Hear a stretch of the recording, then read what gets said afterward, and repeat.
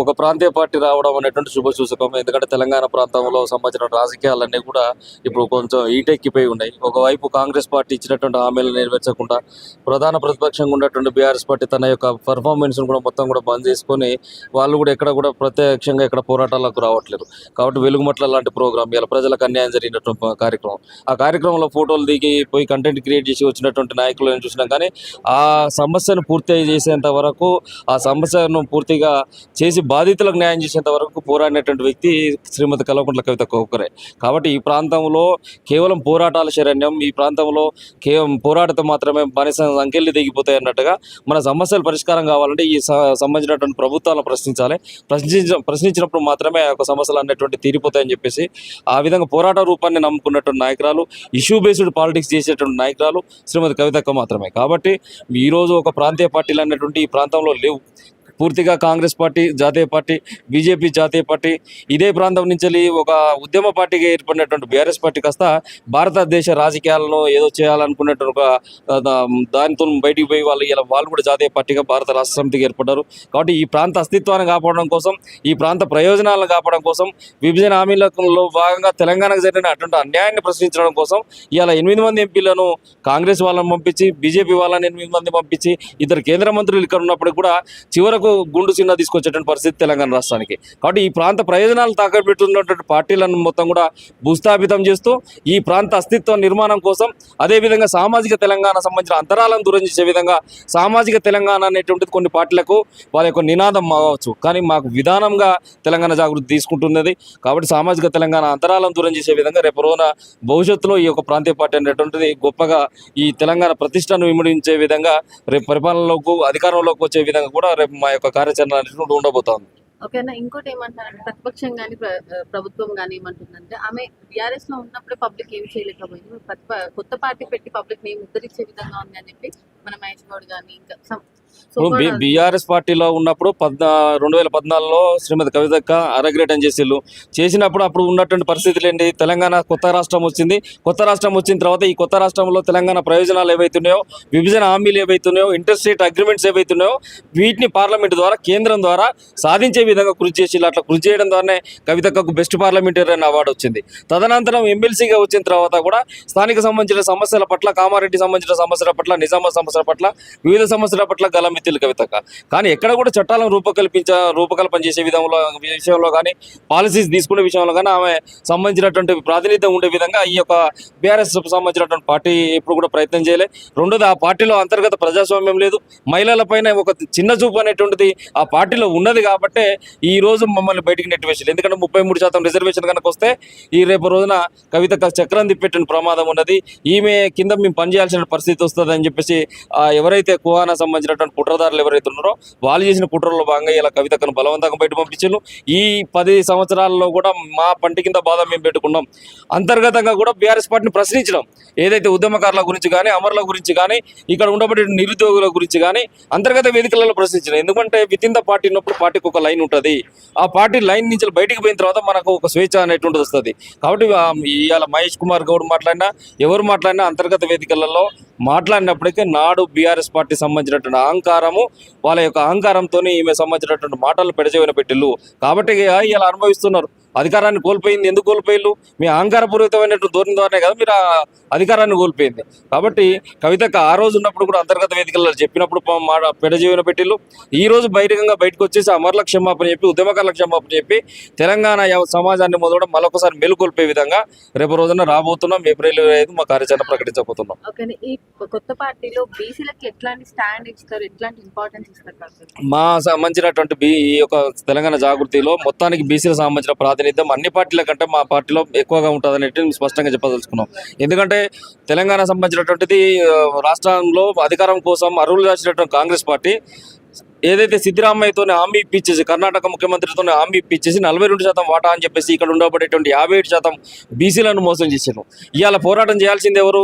కేంద్రంలో బిల్లు ఆగితే ఇక్కడ ఉన్నటువంటి రాష్ట్ర ప్రభుత్వం 8 మంది ఎంపీలు ఉన్నప్పుడు నీ రాహుల్ గాంధీని కూర్చోబెట్టుకుని నువ్వు ఢిల్లీ జంతర్ మంతర్ దగ్గర ధర్నా చేయాలి. కానీ ఆ బాధ్యత ఇవాళ వివిధ ప్రజా సంఘాలపైన, వివిధ బీసీ సంఘాలపైన పెట్టేసి ఇవాళ చోద్యం చూస్తున్నటువంటి ప్రభుత్వం చాదగాని ప్రభుత్వం రేవంత్ రెడ్డి సర్కార్. కాబట్టి నేనేమంటున్నా అంటే ఖచ్చితంగా బీసీలకు సంబంధించినటువంటి మీరు ఏదైతే హామీ ఇచ్చిందో ఆ హామీ అమలు కోసం నిరంతరం తెలంగాణ జాగృతి పనిచేస్తుంది. కానీ బీసీలకు 42% చట్టబద్ధంగా వచ్చే విధంగా, రాజ్యాంగబద్ధంగా వచ్చే విధంగా మేము ఆ రిజర్వేషన్ల కోసం కృషి చేస్తాం.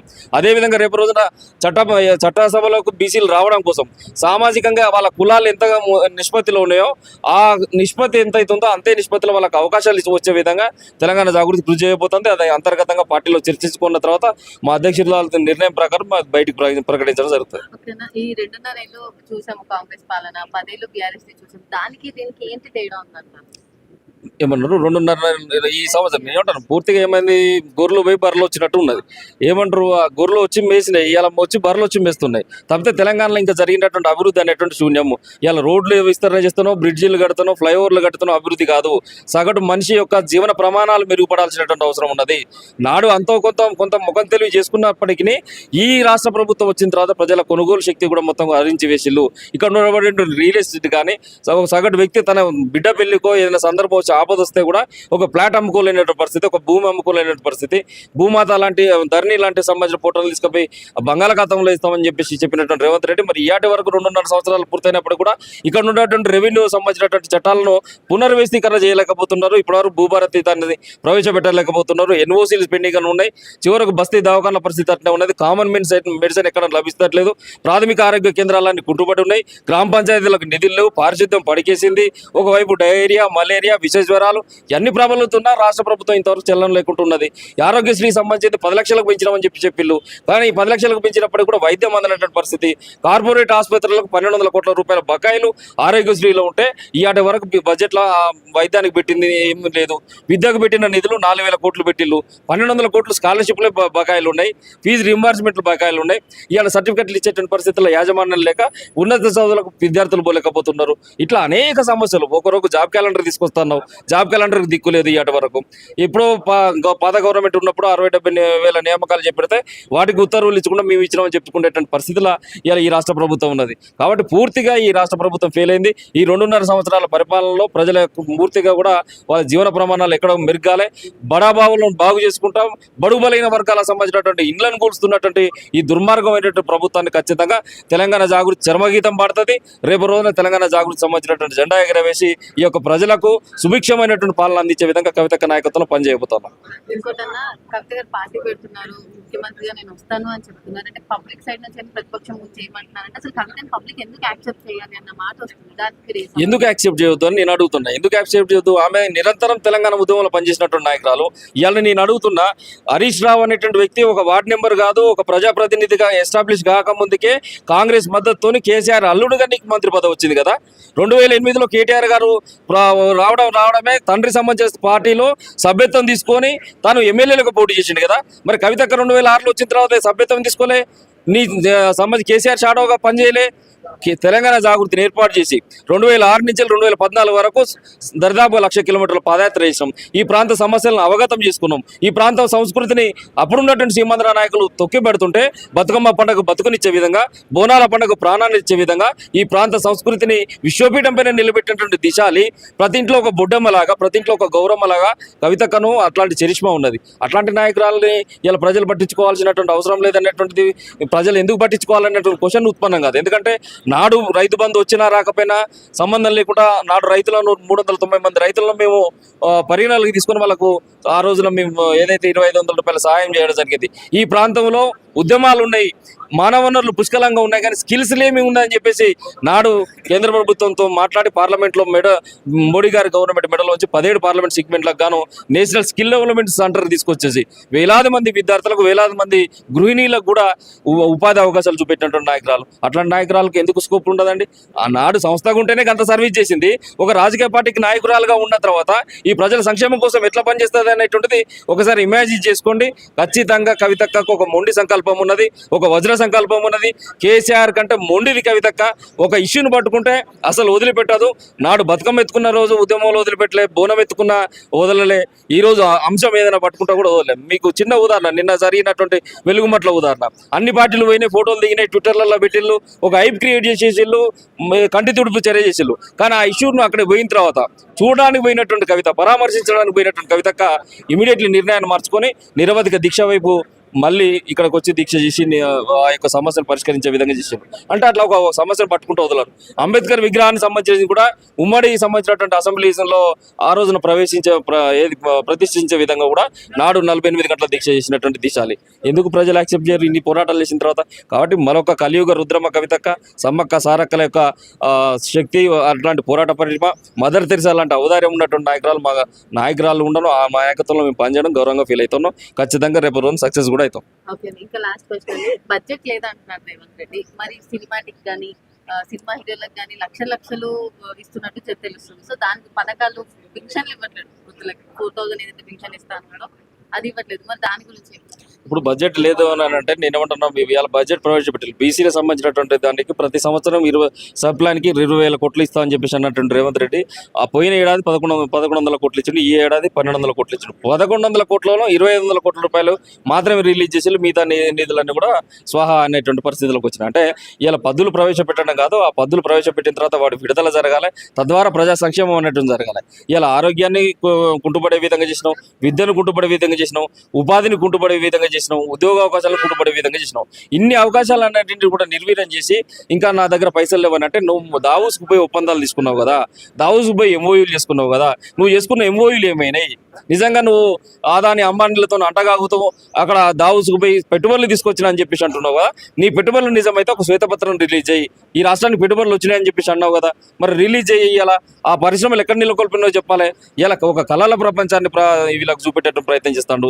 మూసిని శుద్ధి చేసేసి మూసి సుందరీకరణ పేరు మీద మార్కెట్లు పెడతాం, తెలంగాణ తెల్లారులో కూడా ఉపాధి ఇస్తామని చెప్తున్నాడు. అంటే ఎంత ఏంటంటే ఒక ఇమాజిన్ చేసే విధంగా ఏఐ టెక్నాలజీ వచ్చింది కదా, ఆ ఏఐ టెక్నాలజీలో మనం ఆయన నడుస్తుంటే మొత్తం గ్రీన్గా మారిపోయినట్టుగా, ఫ్లైఓవర్లు వచ్చినట్టుగా ఈ ఇమాజిన్ సర్కార్ తప్పితే రియాలిటీలో ఈ సర్కార్ అన్నట్టు ఫెయిల్ అయింది. ఇలా ఈ రాష్ట్రం మిగులు బడ్జెట్తో ఉన్నటువంటి రాష్ట్రం. నాడు బీఆర్ఎస్ సర్కార్ హయాంలో కూడా 3 లక్షల కోట్ల అప్పు ఉంటే ఇవాళ 8 లక్షల కోట్ల అప్పు ఉన్నటువంటి పరిస్థితి. ప్రతి నెత్తి మీద ఇవాళ 2.5 కోట్ల, ప్రతి బిడ్డ మీద 2.5 లక్షల అప్పు ఇవాళ ఈ రేవంత్ రెడ్డి సర్కార్ వేసిండు. అంటే ఇక్కడ ఉండబడేటువంటి తలసరి ఆదాయం తగ్గింది, ఇక్కడ ఉన్నటువంటి ప్రజల జీవన ప్రమాణాలు తగ్గినాయి, చివరి కొనుగోలు శక్తి కూడా తగ్గింది. అంటే ఈ స్ట్రాటజికల్లీ కూడా వీళ్ళు మనను పూర్తిగా ముంచివేసేటువంటి విధంగా, ప్రజలను తప్పుదారి పట్టించే విధంగా వాళ్ళ కాంట్రాక్ట్లు తీసుకోవడానికి డబ్బులు ఉన్నాయి, కాంట్రాక్టర్కి డబ్బులు ఇస్తానికి డబ్బులు ఉన్నాయి, విదేశాల నుంచి వెళ్ళి కొంతమంది తీసుకొచ్చేసి వాళ్ళతో ఈవెంట్స్ చేస్తానికి డబ్బులు ఉన్నాయి. సినిమా పరిశ్రమకు ప్రీ షోస్ అని ఇంకా షో అవన్నీ సామాన్యుడు సినిమా చూడాలంటే కూడా చూడలేనటువంటి పరిస్థితి. ఇలా ఒక ప్రీ షో టికెట్ 2,000 రూపాయలు పెంచితే ఎవరిని బ్రతికిస్తున్నారు? ఇలా సినిమా కూడా డెమోక్రటిక్ కావాలి కదా, సినిమా డెమోక్రటిక్ అయితేనే కదా, అదొక విలాస వస్తువులాగా ఉండొద్దు, ప్రతి ఒక్క పేదవానికి అందాలి, అది ఆ విలాసం కూడా అందాలి. ఇలా ఎవరిని బ్రతికిస్తున్నారు రేవంత్ రెడ్డి ఈ ప్రీ షోస్తోని అని అంటే, ఈ రోజు మొత్తం కూడా కాంగ్రెస్ అంటే ఒకప్పుడు కామన్ మ్యాన్స్కు సర్వీస్ చేసింది అనుకున్నాం. ఇలా కాంగ్రెస్ కరప్షన్ గవర్నమెంట్, కాంగ్రెస్ అంటేనే కార్పొరేట్ మయమైనటువంటి విధంగా ఇవాళ రేవంత్ రెడ్డి యొక్క పరిపాలన ఉంది. దానికి ఉదాహరణ కూడా హైడ్రా తీసుకొచ్చి, ఇలా హైడ్రా తీసుకొస్తే హైడ్రా పరిస్థితి ఏంటండి? బడుబలైన వర్గాలు ఎవరైతే నిమ్న వర్గాలు ఉన్నారో ఆ బిడ్డలకు సంబంధించినటువంటి గూర్లు కూరుస్తూ ఉన్నారు ఒక వైపు, మరి ఏదైతే పెద్దవాళ్ళు ఉన్నారో ఆ పెద్దవాళ్ళ తెరుగుపోట్లేరు. ఇలా ఆదిత్య బిల్డర్ లాంటి సంబంధించినటువంటి కన్స్ట్రక్షన్స్ నడి మూసీలో ఉన్నాయి. మరి ఏడు వరకు కూలో కూర్చే ధైర్యం ఎందుకు ఉండట్లేవు? అంటే నీకు డబ్బు సంచులు ముడుతున్నాయి, నీ చీకుడు ఒప్పందాలు వాళ్ళతో ఉన్నాయి, కాబట్టి ఇలా పేదల ఇండ్లు కూలుస్తున్నావు, బడాబాబులకు ఇలా దాసవం అంటున్నది ఈ ప్రభుత్వం. కాబట్టి ఇకనైనా కళ్ళు తెరుచుకొని ఈ 2.5 సంవత్సరాల విలువైన సమయాన్ని ప్రజల సంక్షేమం కోసం కనుక మీరు వెచ్చించినట్లయితే మాలాంటి జాగృతి లాంటి సంస్థల ద్వారా మీకు ప్రతిఘటన ఎదురు కాదు. ఒకవేళ నీ యొక్క విధానాలు కనుక ఇట్నే ఉంటే మాత్రం తెలంగాణ జాగృతి తీవ్రంగా ప్రతిఘటిస్తుంది, మీ వెంటబడుతుంది, మిమ్మల్ని గద్దె దించే విధంగా మేము ఖచ్చితంగా మా పోరాట రూపాలు ఉంటాయని చెప్పేసి ఈ సందర్భంగా తెలియజేస్తాను. Thank you.